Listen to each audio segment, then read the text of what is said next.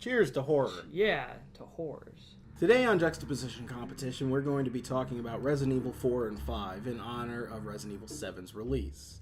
Resident Evil 4 is one of the best Resident Evil games that has come to fruition, while Resident Evil 5 is debatable. It's a weird bastardization, but it's not bad. It's the B movie of the group. Yeah, because it's not bad. It's fun. It's fun. It's just stupid. Yeah, it's ridiculous. Yeah, I agree. Silly and all fuckery, and it's not scary in the slightest. I think because the reason why Resident Evil 5 is an awkward bastardization is because they pushed more towards the action aspect of it. I feel like that's how they felt that was the only way to go with the series after 4. And the reason I say that is because after kind of going back through 4, you had this small mission. It was rescue the president's daughter. Very trivial, not very important, silly stuff. And you get sent halfway across the world to do it. You go save the president's daughter in this little small fucking fuck-all village in the middle of Spain. And it really evolves.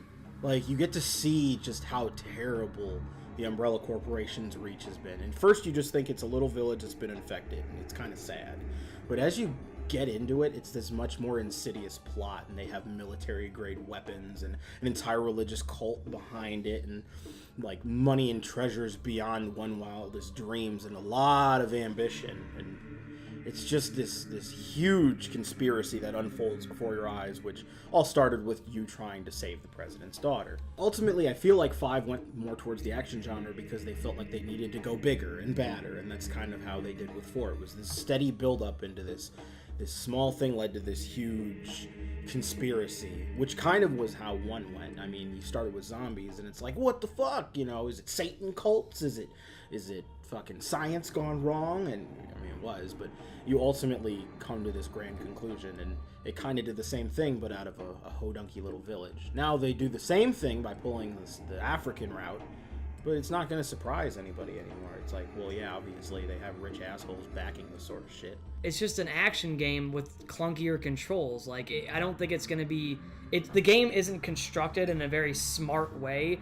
Therefore, more than likely, the plot and story aren't going to be very smart. Not like Gears of War where you feel clunky, but you can still, once you get the hang of things, maneuver around the battlefield like a boss. Yeah. It's an action game with horror genre controls, so everything feels weird, and you don't really have the right reaction time, and all the enemies are just still as stupid as they were, but there's more of them with more shit, and they try to pull too much what they had from 4. But right at the beginning of the game, you get surrounded by all these assholes, which is kind of what happens in the village when you first find out what happened to your cop buddies. And then the big horror monster that ends up showing up is some asshole with a sack on his head and a chainsaw, who can one-shot you. It's terrifying. The noise is terrifying. That's one of the best things that they do. But instead, in this one, they have this giant dude who's got an executioner's axe who can move pretty silently behind you, which is also horrifying. He doesn't one-shot you, but... I mean, there's just a lot of people, and you and your partner have to hold them off until the game says, okay, you're done. They didn't have to copy it for 5, but they did. Well, in 4, it was a lot different, because in 4, you could run around the village. The town felt so much more developed in terms of the places you can go in certain windows and doors up to the 2nd floor, jump out that window, and it felt a lot more dense and intelligently crafted. It was way more intelligent. Which is why 5, the best strategy in 5 during the arena, whatever you would call what we're talking about, where the best strategy is to follow the same path, run on top of the same rooftop, shoot a couple of times, jump down, run in circles, and then that's. I mean, you could do that in 4 too, but at the same time, there were other avenues. You felt like every option was viable. There was many different optimum ways to handle the scenario, whereas in 5 there is one optimum way, and that's just run in a circle. So the level design wasn't nearly as intuitive. It really hits home with the start, because not only does in 4 you wrap around to that village at the beginning of the game, because you need to get inside of the church. So you have to find out how to get inside of the church. So you spend your entire time doing the level to get a key to get inside of the church. And then by that point in time, you get Ashley, and your goal is to try and to escape. In 5, they put you in a room. In 4, they start you outside of the room. And so you have different avenues. You can pick where you want to go. In 5, you're starting the room. So my first thought is, okay, we're military, so our first thing to do is to fortify, hunker down, and shoot out all possible windows. But it gets to the point where it's so ridiculous that you can't even do that. So you're forced to exit the building, and then by that point it's this unintelligently designed level where you run around on top of the rooftops and just hope to God you don't get fucked. And thankfully there's a machine gun just laying around. It's not like the shotgun hanging on someone's wall that makes sense. It's a machine gun in a case next to a fruit stand. Yeah. What? And the reason why we're focusing on this on the very beginning major action sequence so much is because sets the stage. It does. Like 4, you have a lot of options. The combat's very awkward, but in like a complementary way. Like they gel the genres better between shooting and survival horror slow moving mechanics. Right. And especially considering that you have some prior training. Like Leon Kennedy moves the way that I would expect a trained police officer to move. Granted, he does some insane shit, and that's the Resident Evil cheese. It's fine. Yeah. But I mean, he's, he moves quickly and briskly, and not enough to like run out of stamina if he runs too fast or for too long. He holds his weapon in the way that you would think. But these two people are supposed to be international anti-bioterrorist organization people sent by like NATO. But only one of them is useful because your partner in Resident Evil 4, they don't pretend like Ashley is useful, whereas in 5, if you're playing by yourself, they pretend like Shiva is useful. If you get hurt, there's no telling what health item she'll use, so it's not like you can trust her to be your healer. Oh, and she'll just dump the first aid spray. Exactly, and it's like, come on, dude, really? So you can't trust her. In 4, they're just like, yeah, Ashley is useless. We understand this. That's kind of the point. And there are even parts in the game where you have to play as Ashley. And that's you understand your limitations. That's the nicest thing, because up to that point you understand what Ashley is capable of, and that's jack shit. Yeah. So when you're forced to play as Ashley, you definitely have a whole new grasp of your limitations, and all of a sudden, the game is a hell of a lot more terrifying because you don't have your guns and your military training. All of that's been taken from you. Indeed. You're a 16-year-old girl in a foreign land with a flashlight, and everybody wants to kill you. Mm-hmm.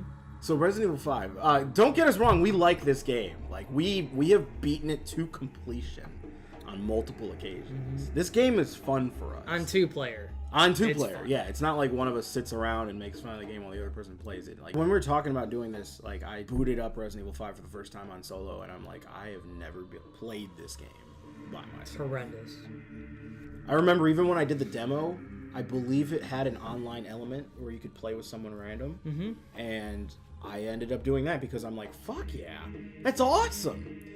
And I feel like they just didn't embrace the awesomeness of how a 2-player survival horror game could go, because a lot of indie games do it well, even if you're not a military-grade shot. But survival horror with a buddy is great because you have to be able to understand and trust one another. Communication is key, being aware of your surroundings. It's not just relying on yourself. Whereas if it's just the two of you and you both are very confused and scared and unaware of what's going on, things might go a little bit differently. True. But I think the sense of loneliness enhances the sense of dread, which is why I think it was awesome that Ashley was more often than not a deficit to your success than an asset. Merging third-person action shooter with slow-moving survival horror is an art. And it's very difficult to do because the genres are so different. Making them work together it's amazing when you can pull it off, which is why when Resident Evil 4 came out, and still is to this day one of the best games I've ever played, is because they took two very polar extremes and made something beautiful out of it. Not like another game that tried to do the same thing and completely failed. I feel like third-person shooting, though, is given kind of a... Ever since, Gears of War and Uncharted, those types of games, you're supposed to feel like very powerful and in control with a third-person shooter. Yeah. And I feel, I mean, even when I used to play Gears of War 1, one of the things that I would always say is that I really like this third-person genre in terms of shooting because you can watch your own back. You don't have to be focused on one area, and if somebody sneaks up behind you, you're screwed. If you're posted up on cover, you can turn around really quick and see what's happening, and then also be able to turn back quickly. Right. It's not like a first-person shooter. But at the same time, Resident Evil 1, 2, and 3 did the fixed camera movement for a third-person shooter, which created a huge sense of dread. It was a different when style. you were trying to aim and fire. Like, you would pick up a handgun, even Silent Hill. You'd pick up a handgun and be like, yeah! And then you'd realize the shooting mechanics were very difficult to use. And you were like, this is... fuck, man. Yeah. And then you realize monsters don't necessarily die in one shot either. They don't go to the ground screaming in pain. They're just like... fuck it. But when you're going for more of an action route, which is definitely what Resident Evil 5 did, it was more action than horror. It was supposed to be. And that's fine. That's fine. But the problem is they kept the clunky controls. And that was the work, because they streamlined the inventory system, which was fine. Like, the inventory system of 4 was way better. Complete genius. It's like, when I think of some of the most brilliant mechanics in gaming history, Estus flasks and the attaché case are two that always come to mind. So in 5, when you streamline the inventory system, which was a good idea for an action game, but you didn't modify the controls, and it still feels just as sluggish, it didn't translate well. Like the well. ammo management, like a lot of things didn't translate well at all. Not a lot. The UI in 5, the HUD, the display. When playing co-op, there's a lot of negative space. A lot of black. For no fucking reason. It's really fucking stupid. There's no reason for it at all. It doesn't add to anything, it only serves to detract. Nobody saw that as a beta tester and said, I like that. That's cool. You could have just had full screens, and you also could have had each player have their own case, which didn't pause the game. So if you had to go into your inventory to use something, in 4 you paused the game, but it's fine because you're playing by yourself. Well, yeah. With someone to watch your back, taking that away would definitely increase stress. It would definitely increase the dynamic of the game, and it would definitely increase the fact that you need to be able to rely on your comrade, your friend, your buddy, your pal. If you have to be able to tell your friend how much ammunition you have and when you're going to have to go in your case and when you're going to need cover fire in the middle of combat, that definitely enhances the tension, because then they understand now that they're not going to be receiving support and they are in charge of your life while you're in the middle of your inventory, because the game's not going to stop. But that's the thing is, like, see, I don't necessarily think the attaché case should have ever been near 5, primarily because, yeah, that's a good point, but at the same time, in the middle of heated combat, one of the things that makes action games amazing is because you can fluidly change, where if you have to go in, reorganize, or pick the right one, make sure you click on the perfect gun and then equip it, it's too many steps during an action situation. I mean, in an action game, it definitely doesn't. But if they're going to carry over the clunky controls, they might as well have kept the same fucking inventory system. They should have just taken away the clunky controls. Well, they did in 6. Yeah, but 6 was a bunch of quick time 6 was great. What are you talking about? I watched Brandon play the opening, and I was like, I don't know. I'm done. The thing is, like, I still loved 5. I mean, it's not nearly as good as 4, but 5 I still... was hilarious. Yeah, exactly. It had a nice, fun campiness to it, and and 5 did a lot of really nice things well, and even though it's not that good, it's still fun.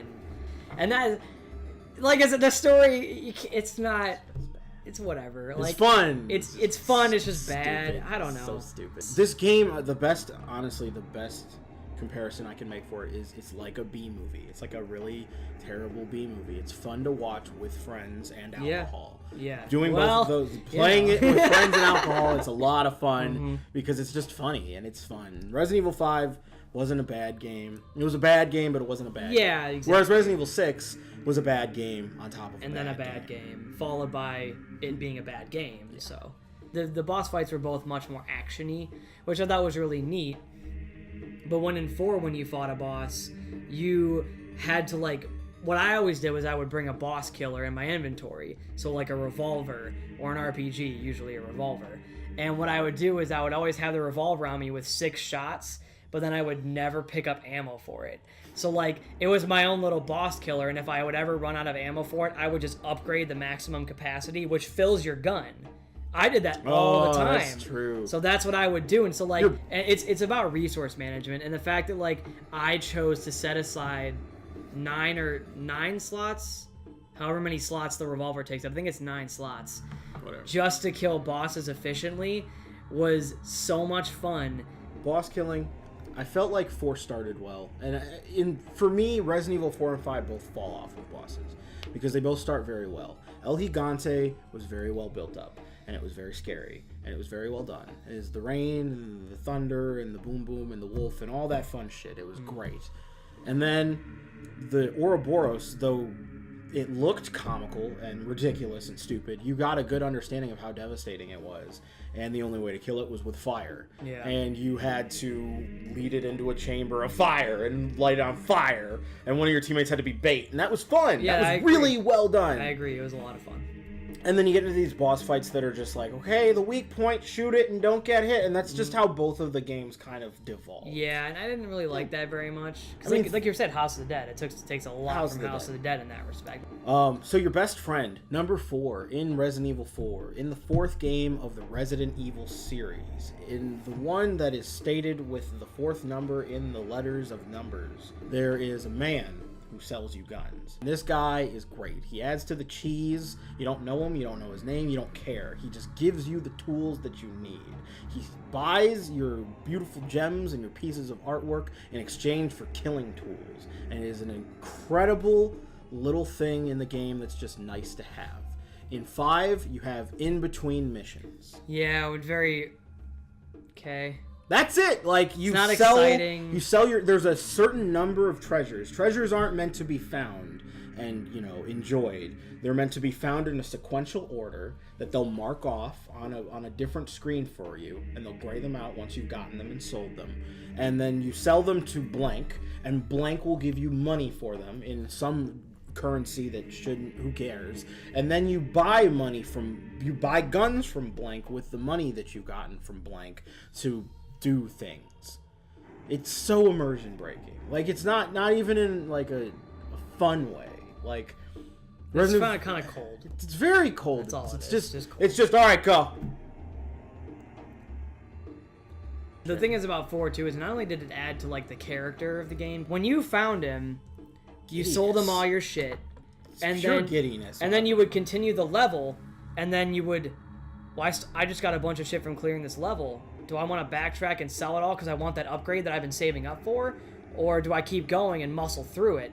And then you have to choose, and it adds another layer of risk versus reward. yeah, and that's one of the things I liked about it the most was like I would find myself in the middle of a level and I'm like I could turn around and buy that upgrade, but that could take a lot of time and I don't know if I want to do that. It's the same. So my laziness could potentially get me killed, Yep. and I love that. Horror games are supposed to prey upon your morbid curiosity and your requirement to move forward. Because when I was playing VR games with Cole on the Vive and on the Oculus, there were points where I would sit in a corner in a room and I'd be like, I'm not going out there. And Cole's like, then you're stuck. Like, Yeah, you have to leave the room, bro. You have to go forward. And then when you finally feel powerful enough or in control enough to go forward, it's like, do I take the safe bet and go back, or do I ride this high and do I keep going forward? Because this feeling is temporary. I know I'm not going to have this for long. I can understand it. Yeah. I've achieved a goal. But do I sate that curiosity and keep moving forward? And then you 5 doesn't have that. You get to challenge yourself. Because That's- yeah. 5, you have a limited inventory system, and the only way that you can possibly gain new weapons and upgrades is by going through the game. You have to find them in the level, and unless you find them in the level, you have to beat the level so you can sell your treasures and then buy them. There's no sense of needing to go back or backtracking, and backtracking is a tricky monster to deal with in video games. But this works. But it works in It horror works in games. here because you get a choice. In 4, what they end up doing is they end up preying upon a lot of different fears. Fear of water. They use the lake monster very well. Where in 5 they tried to do the same thing and it was very sloppy. Then you have these huge villages over canyons.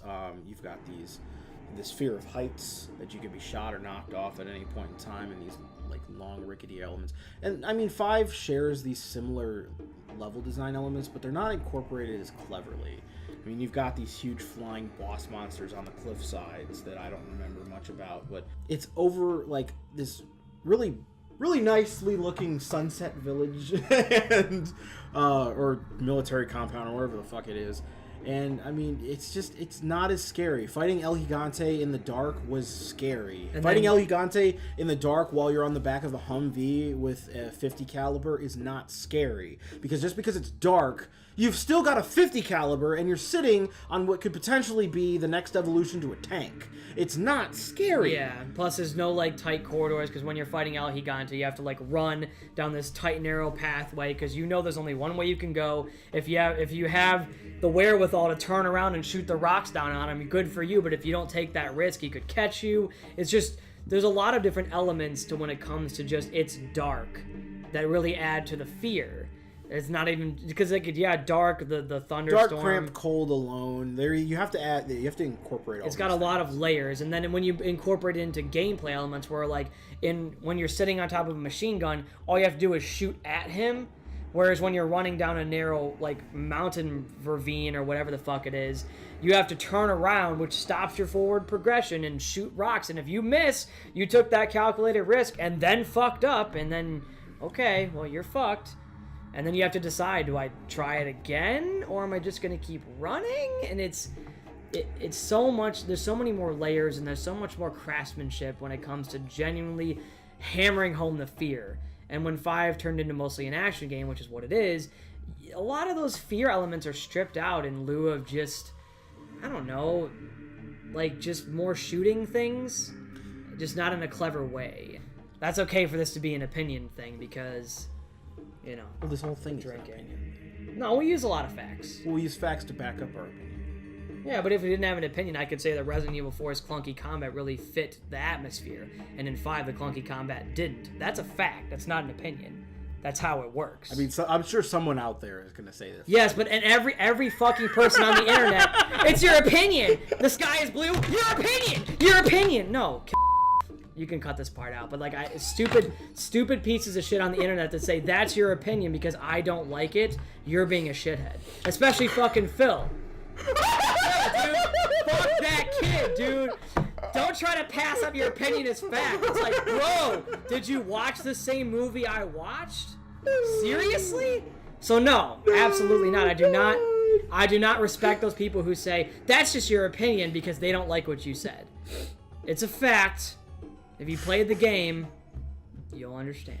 Thank you all for watching this episode. I'm not done. How many more minutes do we have? We have 17 more minutes. We got time to think about that. I'm going to take a piss, and we're still rolling. Still fucking rolling. Think of some other things to say. We got plenty of time left. We need to revisit this because it's extremely important. The primary sense of dread in Resident Evil is not just how slow everything runs, but... resource management. And it's important. It really is important to go a little bit deeper into this, and we can cut this part out if you really want to. Just say your piece. Make your piece. It's really important to go into this in detail, especially because it is the primary sense of dread in this game, because you're forced to choose. So your ammo cap is whatever you want it to be. The amount of guns you carry, how many do you think you'll need? The strength of each of those guns depends on how you would like to allocate your resources. One of the things about survival horror that is so terrifying to me is managing your resources effectively. And to me, that is one of the most brilliant things about Resident Evil 4's attaché case, or just its inventory system in general, about how you acquire grenades, which take up the same amount of space as a health item. So you can choose to carry no health items. If you're going crazy with it, you can carry no health items. By allowing the player to choose in a survival situation, they can ask themselves, what am I going to bring? What would I bring to the table in this situation? Or what do I think I'm going to need in the future? And by letting me ask myself this question, you really make me feel a part of the universe. And therefore, anything that happens to me in the game is much more potent because I feel it much more intensely in my person, as me as an individual and as a human. In 5, because of the way they streamlined the inventory system, which, like I said, I think was a smart play. They couldn't have an attaché case in 5; it just wouldn't work very well. But in 5, because of the way they streamlined the inventory system, which, like I said, I think was a smart play. They couldn't have an attaché case in 5; it just wouldn't work very well. But in 5, because of the way they streamlined the inventory system, which, like I said, I think was a smart play. They couldn't have an attaché case in 5; it just wouldn't work very well. But in 5, an egg takes up the same amount of space as a grenade launcher. Like I said, it's important that they streamlined it, but it also took away from some of the challenge and some of the suspense and adrenaline and risk assessment and all this other shit that we've been talking about. And I think it's critical. I think those elements are critical, especially in a survival horror game. Yeah. And this is twice we've had to talk about your games. And your glories and your faux pas, damn it. Yeah, that's... Bring Monster Hunter to the U.S. at the same time you do Japan. Right. Fuck you. Monster Hunter is bae, dude. Thank you so much for watching this episode of Juxtaposition. Thank you so much for watching! I'm Brohoof Knockout. This Lord Ironcock. We'll see you in the next episode. Take care. Happy New Year.